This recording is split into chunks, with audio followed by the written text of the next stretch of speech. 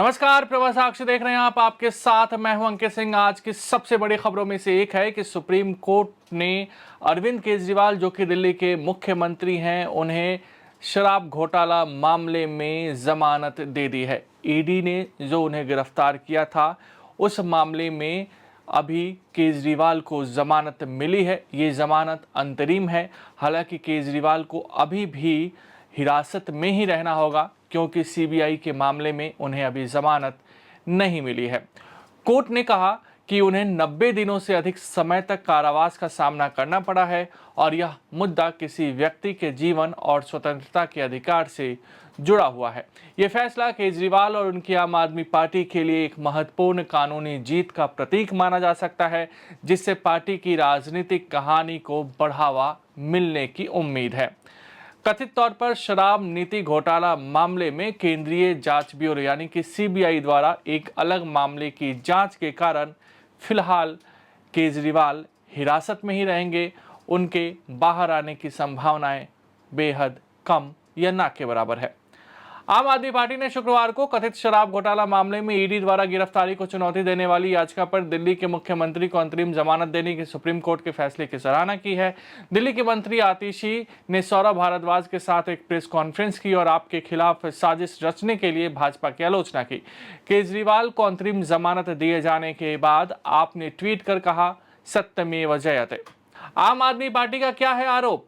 सत्तारूढ़ दल ने भगवा पार्टी से पूछा कि केजरीवाल को सीबीआई ने क्यों गिरफ्तार किया और उन्हें अपना अहंकार खत्म करने को कहा है। दिल्ली के मंत्री आतिशी ने कहा कि बीजेपी को पता था कि उन्हें यानी अरविंद केजरीवाल राउज एवेन्यू कोर्ट से जमानत मिल गई है। उन्हें पता था कि सुप्रीम कोर्ट से भी केजरीवाल को जमानत मिल जाएगी, इसलिए उन्होंने एक और साजिश रची और जिस दिन सुप्रीम कोर्ट में जमानत पर सुनवाई होनी थी, उससे एक दिन पहले केजरीवाल को सीबीआई ने गिरफ्तार कर लिया। मंत्री ने सवाल किया कि उन्हें सीबीआई ने क्यों गिरफ्तार किया, क्योंकि अगर उन्हें ईडी मामले में जमानत मिल गई तो वह जेल से बाहर आ जाएंगे और 10 गुना तेजी से दिल्ली की जनता के लिए काम करेंगे। इसके साथ ही आप नेता ने कहा कि मैं आज भाजपा को एक के बाद एक कहना चाहती हूं, इस देश की हर अदालत ने आपकी साजिश का पर्दाफाश कर दिया है। उन्होंने कहा कि हर अदालत अरविंद केजरीवाल को जमानत दे रही है।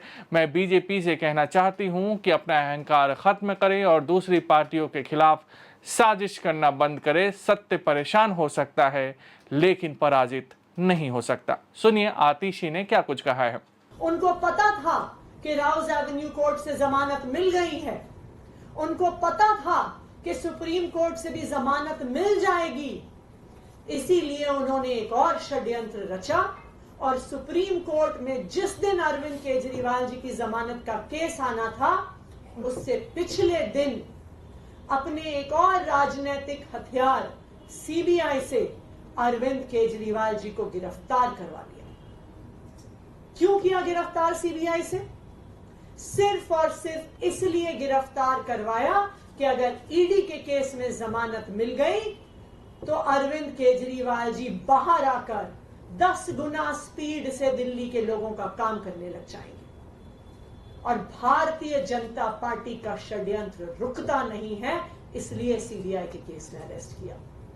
मैं आज भारतीय जनता पार्टी को यह कहना चाहती हूं कि इस देश के एक के बाद एक हर न्यायालय ने आपके षड्यंत्र का पर्दाफाश किया। एक के बाद एक न्यायालय ने कहा है कि अरविंद केजरीवाल जी के खिलाफ सबूत नहीं है और आज एक के बाद एक हर न्यायालय अरविंद केजरीवाल जी को जमानत दे रहा है।